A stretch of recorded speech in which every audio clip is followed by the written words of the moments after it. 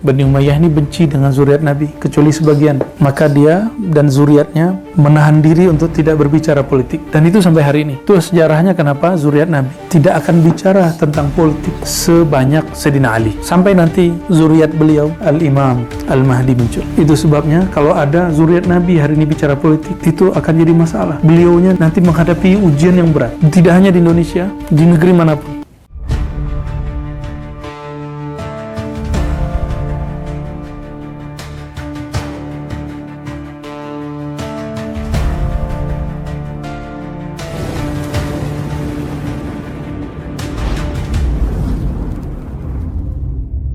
Selamat datang semua. Naqsyabandiyah bukan nama imam. Naqsyabandiyah itu dari dua kata. Naqsyban itu bukan bahasa Arab, tapi bahasa Persia yang diarabkan. Naqsh berarti ukiran, band cahaya nama Allah. Ukiran cahaya nama Allah. Kenapa? Karena dulu ada seorang imam namanya Muhammad Bahauddin Al-Bukhari. Bukan Imam Bukhari pengarang hadis, tapi orang Bukhara yang ahli zikir.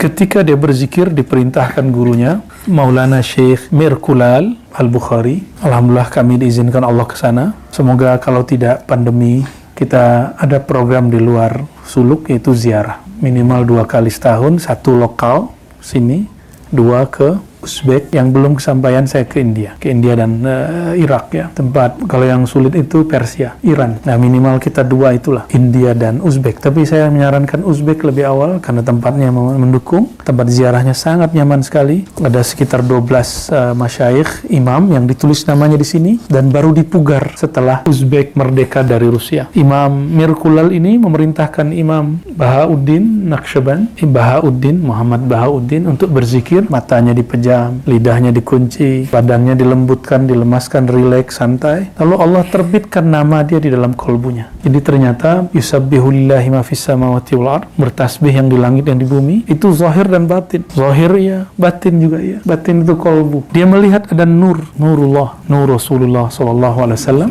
di dalam dirinya. Maka dia menyebut ini Naqsyaband. Bernamalah kemudian Thariqat Naqsyabandiyah.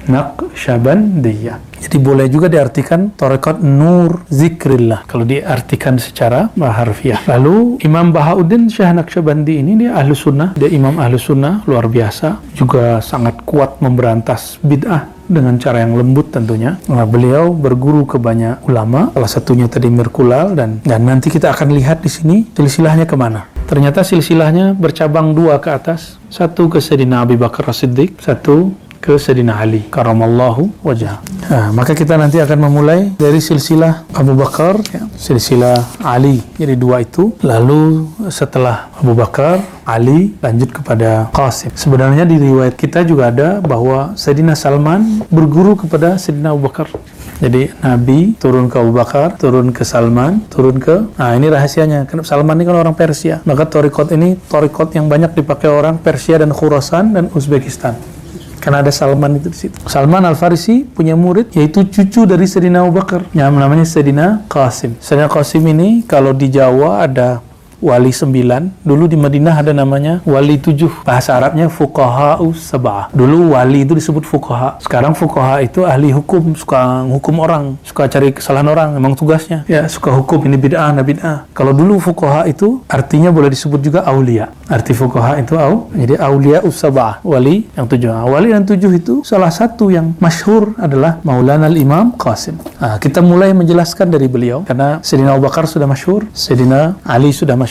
Sebelum masuk ke Sayyidina Qasim, Sayyidina Abu Bakar, Sayyidina Ali, mereka berdua ini ada 2 hal yang berbeda dalam bermakrifat. Sayyidina Abu Bakar mengatakan bahwa mengenal Allah itu sangatlah sulit. Ketika engkau mengaku tidak tahu, itulah pengetahuan yang hakiki. Jadi orang kalau sudah merasa dirinya kosong, baru Allah isi. Itu thariqahnya Sayyidina Abu Bakar. Qauluka la adri. Ya, apa kata beliau ketika orang mengatakan la adri, itulah dia mendapat ma'rifat. Lain dengan Sayyidina Ali. Sayyidina Ali mengatakan engkau berma'rifat itu, mengenal Allah itu ketika Allah yang mengenalkan dirinya kepadamu. Araftu Rabbi bi Rabbi. Aku mengenal Rabbku Tuhanku karena dia mengenalkan dirinya kepadaku. Semakna nggak dengan Sayyidina Abu Bakar? Sebenarnya sama. Namun Sayyidina Abu Bakar membuka awal, engkau kosongkan dulu dirimu. Jangan merasa alim, jangan merasa sudah bertorikoh, bermazhab, jangan merasa diri sudah bersanad, dan lain sebagainya. Itu dikip, itu harus disimpan di tempat yang suatu saat perlu dikeluarkan. Lalu setelah dibuka oleh Sayyidina Abu Bakar, murid-murid kosong, nah dilanjutkan oleh Sayyidina Ali. Jadi ilmu ma'rifat berkembang sampai akhir zaman. Syariat berhenti. Syariat tidak boleh lagi berubah. Inqata'at asy-syariah, sudah selesai syariat. Tapi nasya'at wa tatawwarat wa zadat wa namat al-ma'rifah. Sedangkan ma'rifat, knowledge, pengetahuan tentang Allah itu bertambah. Inilah makna para kalam dari Sayyidina Abu Yazid dan imam-imam yang dahulu. Apa kata beliau? Kami berenang di lautan ma'rifat yang mana para nabi selain Nabi Muhammad dulu berhenti di pantainya. Bayangkan samudra laut itu adalah samudra ma'rifat. Para nabi sebelum Nabi Muhammad dulu berhenti di situ. Karena memang para nabi belum disempurnakan Allah kecuali dengan Nabi Muhammad SAW. Ketika Sayyidina Muhammad SAW Allah utus sebagai Rasul, maka sahabat-sahabatnya, umat-umatnya disuruh menikmati dan berenang di lautan ma'rifat itu. Itu salah satu makna yang disebutkan oleh Syekh Muhammad Al-Kattani mengenai makna apakah maksud kalam wali-wali terdahulu. Kami berenang di lautan ma'rifat yang dulu para nabi berhenti. Kenapa? Ini lautan Nabi Muhammad SAW. Yang boleh masuk itu cuma umatnya. Yang boleh berenang di situ cuma umatnya. Itulah sebabnya para nabi ikut sholat di belakang Nabi Muhammad SAW waktu Isra, supaya mereka sah menjadi pengikut Nabi Muhammad SAW.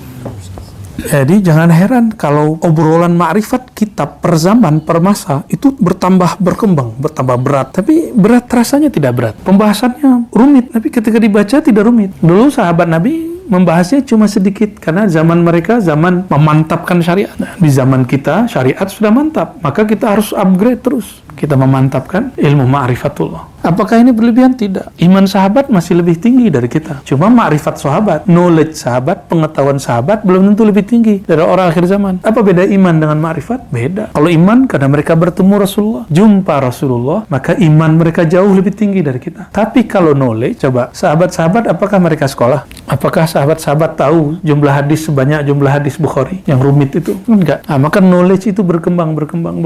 Kalau ditanya, coba bawa siapa yang masuk ke alam sahabat, tanya hukum kredit barang. Persoalan fikih hari ini nggak ada di zaman dulu. Hukum bank nggak ada di zaman dulu. Nah, jadi jangankan ilmu rohani, ma'rifat zahir pun berkembang. Apalagi ma'rifat batin. Tapi iman sudah flat. Yang bertambah itu indikasi iman. Jadi kalau ada ungkapan iman naik turun, itu indikasinya. Sedangkan iman tidak boleh nambah. Iman itu sabit fil qulub, nggak boleh nggak boleh berubah di bid'ah. Nah, ini perbedaan antara dua sahabat yang besar, dan kita nggak boleh berhenti. Kita lanjutkan apa yang sudah mereka buka. Maka jangan heran ada ma'rifat yang dulu tidak boleh dibuka, zaman setelahnya orang biasa buka. Nah, insya Allah pun kita akan melanjutkan semangat ini, semangat menyebarkan ilmu-ilmu kerohanian, mengenal Allah Subhanahu wa Ta'ala. Dalilnya apa? Dalilnya surat Muhammad ayat 19. Fa'alam annahu la ilaha illallah. Fa'alam, maka ilmuilah, carilah ilmu, dalamilah ilmu tentang apa? Annahu la ilaha illallah, mengenai ma'rifat la ilaha illallah. Maka niatkan di sini kita sedang praktek untuk la ilaha. Kalau kajiannya sudah ramai dari kemarin, sudah 12 bulan, 11 bulan kita mengkaji la ilaha illallah. Nah, ini prakteknya. Hanya di bibir saja diceramahkan nggak cukup. Dia mesti ada khalwatnya, ada latihannya. Imam Qasim ini, Qasim bin Muhammad bin Abi Bakar, ayahnya Muhammad bin Abi Bakar, itu menikah dengan perempuan bukan Arab, non-Arab, boleh disebut princess lah. Putri istana dari kerajaan tertentu di Persia, menikah dengan beliau. Lahirlah anaknya namanya Abdur Rahman yang menjadi wali fuqaha us-sab'ah di zamannya. Lalu beliau ini menjadi ulama yang sholatnya jangan tanggung-tanggung. Saya biasanya kalau di luar Ramadan sholatnya nggak terlalu lama. Tapi kalau khusus lagi khalwat, lagi itikaf, sujudnya kita panjangkan, ruku'nya kita panjangkan. Jangan sakit pala nanti kalau sujudnya lama ya. Insyaallah. Imam Muhammad ini, beliau disebut dengan siqatun rafi'un alimun faqihun ima'un wari'un katsirul hadis. Jadi banyak meriwayatkan hadis. Ketika Yahya bin Sa'ad Yahya bin Sa'ad datang ke Madinah, apa kata dia? Adrakna bil Madinah ahadan nufaddiluhu alaih. Kami bertemu di kota Madinah seseorang yang kami sangat mengutamakan dia. Dan Perhatikan bahwa ahli zikir rohani itu dari dulu syariatnya bagus. Kata beliau, "Ma ra'aitu ahadan a'lamu bis sunnah minhu." Tidak ada yang lebih mengerti sunnah melebihi Qasim. Itu sebabnya kata Syekh Ramadan Al-Buti, ayah dari Syekh Muhammad Said Ramadan, orang-orang yang bersanad kepada Sayyidina Qasim ini yang kemudian menjadi thariqah Naqsyabandiyah itu biasanya lebih dekat ke sunnah dan lebih jauh dari bid'ah. Namun ini bukan berarti thariqat yang lain, enggak. Syazili juga kuat, Qadiri juga kuat, Ba'lawi juga kuat, Syatari juga kuat, dan lain-lain, thariqat Ahmadi, Tijani, dan lain-lainnya. Beliau wafat Matal Qasim bin Muhammad baina Makkah wal Madinah hajan atau mu'tamiran. Beliau ini wafat karena punya amalan haji hampir setiap tahun. Wajar jaraknya dekat Mekah ke Madinah, Madinah Mekah. Nah, beliau wafat di antara itu dan kita nggak tahu tempatnya sekarang. Makanya kalau teman-teman nanti melakukan perjalanan dari Madinah ke Mekah, jangan lupa mengirimkan Fatihah untuk Sayyidina Qasim di tengah perjalanan. Ila ruhi Sayyidina Qasim bin Muhammad bin Abi Bakar Al-Fatihah. Ya, karena beliau dikuburkan, makbarahnya kita sekarang tidak tahu. Jadi beliau berpesan kepada anaknya, kalau aku mati, kuburkan aku seperti orang biasa, lalu summal haq bi ahlik, lalu kamu pulang. Wa ya an taqula kana makana. Lalu tidak usah bicara banyak tentang saya. Jadi tidak usah nangis, itu beliau. Dan beliau wafat tahun 106 Hijriah. Sekarang udah tahun 14. Nah, beliau mempunyai pelanjut banyak sekali dan juga sir kolbunya dilanjutkan oleh zuriat Sayyidina Ali. Tadi Sayyidina Abu Bakar, sekarang zuriat Sayyidina Ali, namanya Sayyidina Ja'far, gelarnya Ja'far Shadiq. Sayyidina Ja'far Shadiq itu anak dari Sayyidina Muhammad Al-Baqir. Sayyidina Muhammad Al-Baqir anak dari Sayyidina Ali Zainal Abidin. Sayyidina Ali Zainal Abidin anak dari Sayyidina Al-Husain. Perhatikan, kita cinta semua zuriat Rasulullah dan kita tidak menjadi Syiah dengan itu. Justru itulah Ahlussunnah. Ciri-ciri orang-orang yang sudah menyimpang dari ajaran Ahlussunnah, dia menghina zuriat Nabi. Sayyidina Ja'far ini ibunya ternyata zuriat Sayyidina Abu Bakar. Maka tidak mungkin ada imam-imam 12 di zuriat Rasulullah itu yang menghujat Sayyidina Abu Bakar, karena sama dengan menghujat kakeknya. Jadi ketika ada orang menghujat Sayyidina Abu Bakar di depan Sayyidina Ja'far, apa kata dia? Kau sedang menghujat kakekku. Nah, beliau ini lahir tahun, ini Ramadan ke hari ke-8 atau malam ke-9 Ramadan tahun 83 Hijriah. Imam ini karena hidup di zaman Bani Umayyah ini benci dengan zuriat Nabi kecuali sebagian. Maka dia dan zuriatnya menahan diri untuk tidak berbicara politik, dan itu sampai hari ini. Itu sejarahnya kenapa zuriat Nabi tidak akan bicara tentang politik sebanyak Sayyidina Ali sampai nanti zuriat beliau Al-Imam Al-Mahdi muncul. Itu sebabnya kalau ada zuriat Nabi hari ini bicara politik, itu akan jadi masalah. Beliaunya nanti menghadapi ujian yang berat, tidak hanya di Indonesia, di negeri manapun, kecuali jalur Sayyidina Al-Hasan. Jalur Sayyidina Al-Hasan, Brunei, itu kan Sayyidina Al-Hasan, Sultan Hasanul Baqiyah yang mentakrir, salah satunya Syekh Maimun Zubair Bahmun, kemudian Yordan, dan terakhir Maroko, Maghrib. Itu zuriat Sayyidina Al-Hasan. Sedangkan zuriat Sayyidina Al-Husain ini agak berat. Ini ujian beliau. Sayyidina Al-Husain pertama bicara politik langsung dipenggal dan dipisah kepala dengan badannya. Maka saya kalau ada habaib berpolitik, oke, silakan. Tapi saya hanya berani mendoakan beliau. Khawatir nanti ada ujian berat bagi beliau-beliau itu. Sedangkan kita cinta kepada beliau-beliau itu. Dan yang kedua yang paling penting, imam 12 yang diyakini Syiah Itsna Asyariyah, bagi mereka itu imam mereka. Tapi bagi kita Ahlussunnah, mereka itu imam kita. Bagi kita, mereka tidak mungkin menghujat Sayyidina Abu Bakar, Sayyidina Umar, Sayyidina Utsman, Sayyidina Ali. Tidak mungkin menghujat sahabat. Sedangkan Syiah ini kan khasnya, yang Rafidhah itu hujat sahabat, karena menuduh sahabat Nabi merampas pemerintahan dari Sayyidina Ali. Imam 12, jadi zuriat sampai ke 12. Bagi kita itu imam kita, walaupun menurut mereka itu imam mereka. Dari mana saya tahu? Ternyata penulis kitab Barzanji itu nulis, ada kitab tentang nazam Ahlul Badr, kemudian nazam Ahli Uhud, dan ada khatam doanya, dan dia menyebutkan nama imam 12. Hanya orang-orang belakangan yang menuduh. Jadi kita bersanad kepada Sayyidina Ja'far. Sayyidina Ja'far ini punya murid banyak. Imam Malik, Guru Syafi'i, Imam Abu Hanifah, Hanafi, mazhab Hanafi, pernah dengar ya? Mazhab Hanafi yang dipakai oleh ulama India kebanyakan dan ulama Turki. Mereka mengikuti Pakistan termasuk, bahkan juga Uzbek, mereka Hanafiyah. Imam Abu Hanifah, nama kecilnya Nu'man bin Thabit, apa kata beliau? Laula Ja'far, kalau bukan karena Imam Ja'far ini, lahalaka ibn Nu'man bin Thabit. Tentu Nu'man bin Thabit akan menjadi orang yang binasa karena sombong dengan ilmunya. Maka ketika Sayyidina Abu Hanifah dihujat oleh salah satu ahli hadis namanya Hammad bin Zaid, dia tidak balas. Tahu nggak hujatannya apa? Abu Hanifah dihujat sebagai najisnya bumi, kencingnya bumi, taiknya bumi, kotoran bumi. Apakah boleh balas? Tidak. Boleh balas. Wah, ini hebatnya orang kalau ketemu wali Allah, berguru kepada kekasih Allah, dia dihujat, dia tidak balas. Itulah harga diri dia.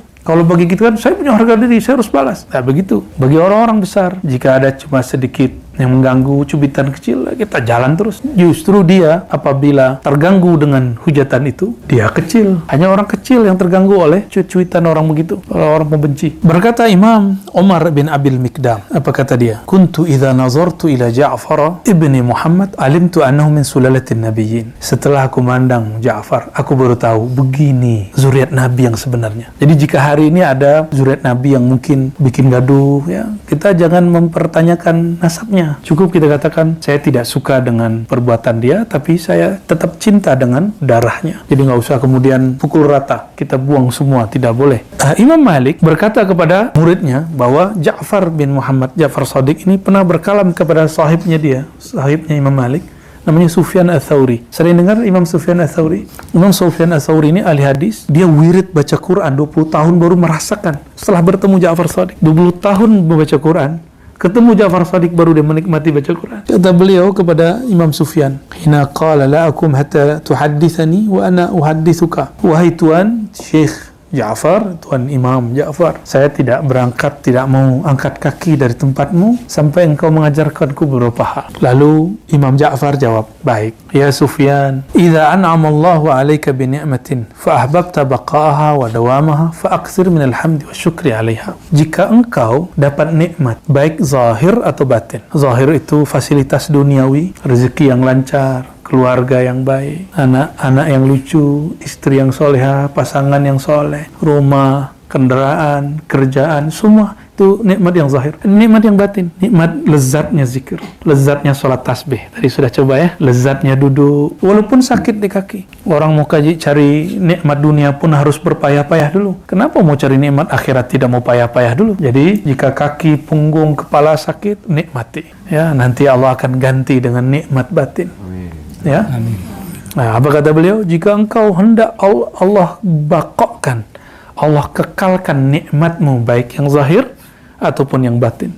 Berkawan ini nikmat. Jangan lagi disebut kawan. Ini kita bersaudara. Dalilnya innamal mu'minuna, kalian itu orang beriman bersaudara. Jadi kalau mereka kurang, kita bantu. Kalau mereka ketiduran, udah mau dekat jam sholat, kita bangunkan. Jadi jangan dibiarkan. Dia kalau bangun batuk-batuk, saya lebih senang dia tidur. Nah, jangan begitu. Apa kata beliau? Jika engkau ingin nikmatmu Allah kekalkan, fa'akthir minal hamdi wasyukur 'alaiha, maka perbanyaklah memuji dan mensyukurinya. Nah, cara mensyukuri itu ada dua. Pertama, mensyukuri nikmat, tapi yang paling tinggi mensyukuri pemberi nikmat. Mensyukuri pemberi nikmat, meyakini bahwa semua yang diberi turun dari Dia. Kalau kita sudah kenal kepada Allah, diberi sedikit rasanya besar. Tapi kalau belum kenal kepada Allah, diberi banyak rasanya sedikit. Sudah kenal Allah, harus kenal Allah. Supaya nikmat itu terasa, kalau dia besar, terasa lebih besar lagi. Dan ciri-ciri orang yang bersyukur, tadi meyakini sang pemberi itu Allah.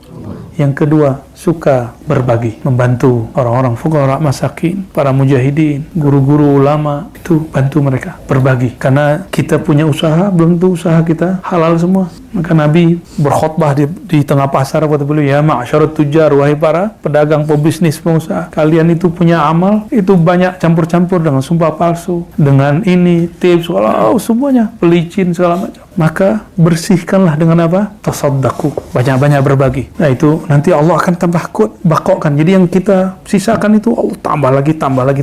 Sama sebagai guru, para muallim, dia nggak boleh pelit ilmu, tidak boleh bakhil ilmu. Dia mesti bagikan ilmu. Semakin seorang guru bagi ilmunya, maka Allah tambah ilmu laduninya. Di antara yang hadir nih, tuan-tuan nih, pasti ada juga yang punya ilmu tentang apa. Bagi ke temannya. Nggak akan jadi pesaing. Nanti Allah akan gandakan keberkahan dalam dirinya. Ada yang paling mahal di dunia ini, yaitu as-sa'adah, happiness, kebahagiaan. Dan orang yang suka berbagi ilmu, berbagi harta, berbagi waktu, berbagi pengalaman, Allah berikan dia kebahagiaan yang berlipat-lipat yang nggak ada pada orang yang menumpuk menumpuk ilmu dan menumpuk harta. Jadi kenapa saya suka berbagi? Karena saya ingin bahagia. Dan ciri-ciri ilmu itu mati, thariqat mati, zawiyah mati, surau mati, thariqat dia tidak berkembang lagi ketika si mursyidnya, gurunya, khalifahnya, muqaddamnya mulai menutup ilmu. Siap-siap, nunggu cuma sekian bulan, sekian tahun habis. Dan saya melihat sudah banyak. Mungkin saudara-saudara melihat juga sudah banyak. Lalu yang kedua, apa kata beliau? Sebelum kedua, beliau membacakan ayat la in syakartum la azidannakum. Ayat ini sering dipakai orang kalau mau nambah duit, syukur.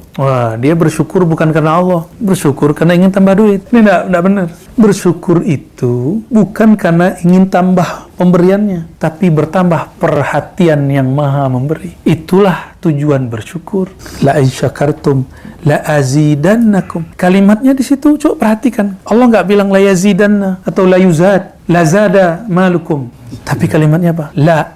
La sungguh aku. Ini orang nggak perhatikan itu. Allah kalau bicara aku berarti ini pentingnya di atas semua yang penting. La in syakartum, jika kamu bersyukur kepada aku akan berikan perhatian lebih kepadamu. Kalau Allah sudah perhatikan kita, sedikit tergores di hati, Allah hantarkan yang kita mau. Dia bukan lagi memberikan sesuatu sesuai nafsu kita lagi, tapi sesuai kehendak dia. Ini yang sir ini yang mau diambil oleh Imam Sufyan kepada Imam Ja'far Shadiq. Jadi kalau bersyukur yang diperhatikan tambah harta atau tambah perhatian Allah. Perhatian Allah ini baru ahli marifat, baru orang berthariqah, ya. Wa zastaba'ta rizqa fa'akthir minal istighfar. Nah, sekarang sebaliknya. Kenapa urusan kita ada masalah terus? Usaha kita terhambat terus. Rezeki kita Allah sempitkan. Berarti kita kurang dapat perhatian Allah. Ada masalah berarti. Bukan syukur dulu, minta maaf dulu kepada Allah. Gimana minta maaf kepada Allah? Nah, apa kata beliau? Fa'akthir minal istighfar. Termasuk nikmat rohani. Jadi ada suatu masa di beberapa tahun yang lalu, itu suruh suluk merasakan, semua mursyid itu merasakan, kenapa zikir pada tahun ini terasa seret, terasa kurang nikmat. Kenapa? Oh, ternyata ada satu adab yang kurang. Maka semua mursyid istighfar,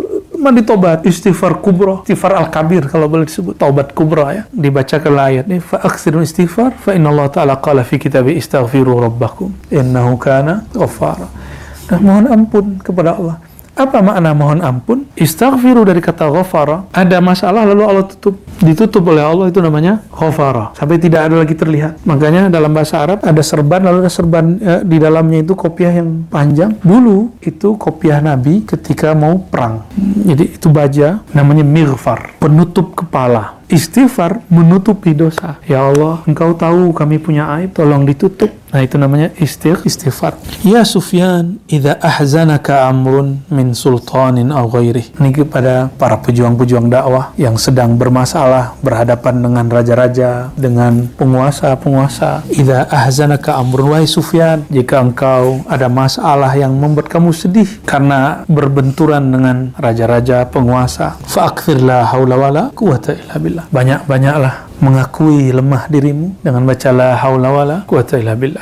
Maka wirid ini diturunkan nanti jadi khatam. Ada khatam istighfar, itu khatamnya Maulana Muzhar Janjanani Syamsil Muzhar, itu di Thariqah Naqsyabandiyah. Ada khatam istighfar 1000 yang masyhur, khatam khojakan, khatam kulhu. Ada khatam istighfar ya, nanti di hari tertentu kita niatkan untuk dunia akhirat kita istighfarkan 1000 nanti, ya insyaallah. Sekali duduk insya kuat, ya. Mungkin di setelah hari ketiga, setelah kesemutan dan kaki gajahnya mulai berkurang. Ya, lalu beliau ada kalam-kalam berikut yang kita skip, tapi saya tutup dengan kalimat yang menarik di sini. Kata beliau, kata Imam Ja'far, auhallahu ta'ala ila dunya. Allah pernah mewahyukan kepada dunia. Allah mewahyukan kepada lebah. Makanya madu itu menjadi obat, karena ada sir Allah pada lebah. Allah juga punya sir kepada dunia. Walaupun dunia ini kata orang hina, tapi toh kita suka. Ya, siapa yang tidak suka? Tapi jangan cinta. Suka itu untuk fasilitas duniawi. Tapi kalau cinta ini rohani kita. Nah, itu makanya hubbud dunia dilarang. Kalau senang makai dunia boleh. Suka namanya. Kata beliau, Allah berfirman kepada dunia. Nih sirnya. Ini surat kerjanya dunia. Jadi dunia itu punya SK. Ada misi dunia. Apa misi dia? Akhdimi man khadamani wa ataibi man khadamak. Berkhidmatlah wahai dunia kepada orang yang dia berkhidmat kepada aku. Silakan cari dunia, tapi kalbunya sama Allah. Kalbunya sama Allah. Kata beliau, wahai dunia, khidmatlah kamu kepada orang yang khidmat kepadaku. Wa at'ibi man khadamak, dan buatlah repot, buatlah lelah, buatlah capek orang-orang yang dia berkhidmat untukmu. Nah, maka kenapa saya mengajak semua yang hadir, ya handphonenya diistirahatkan supaya tidak lelah dengan dunianya. Dunia kita sekarang sebesar handphone. Benar ya? Yang membuat kita gaduh, yang membuat kita rusuh, yang membuat kita risau, itu semua di situ. Nah, ini di skip. Orang dulu masih ingat nggak? 20 tahun lalu belum ada handphone. Kenapa kita mampu tahan hidup? Kenapa hari ini 1 jam saja tangan sudah mau gerak-gerak? Ya, ada apa ini? Ya. Oke, barangkali itu teman-teman semua. Insya Allah ke depan nanti ada khatam la haula wala quwwata illa billah. Ya, dibacanya 500, khatam Imam Rabbani namanya. Jadi Fatihah, Alam Nashrah, salawat, lalu la haula wala quwwata illa billah. Semuanya ada sanadnya. Lalu ada khatam salawat. Ada macam-macam khatam ya. Yang paling masyhur disebut khatam khajakan yang kita baca tadi siang dan malam tadi dan subuh juga ya. Khatam khajakan dan itu dengan kulhu 1000 kali. Jadi kita bagi itu. Ada berapa jumlahnya? 40-an. Ya, kalau dibaca sekian kali kan sudah sering. Ala kulli hal itu teman-teman semua, sebenarnya masih banyak kalam-kalam ma'rifat beliau yang bisa kita ambil. Insyaallah pelan-pelan nanti kita tambah ya. Setelah beliau nanti nyambung kepada Imam Abu Yazid Al-Bustami.